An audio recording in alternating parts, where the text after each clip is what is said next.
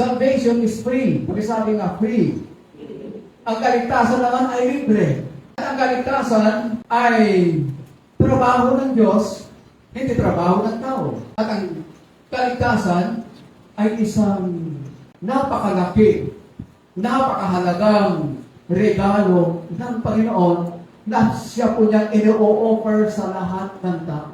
Regardless of status, regardless yan, mayaman o mahirap,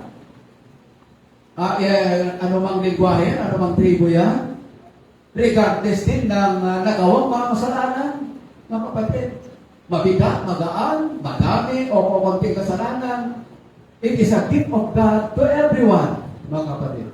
Kaya sabi niya, fall by grace. Pag sabi nga, grace.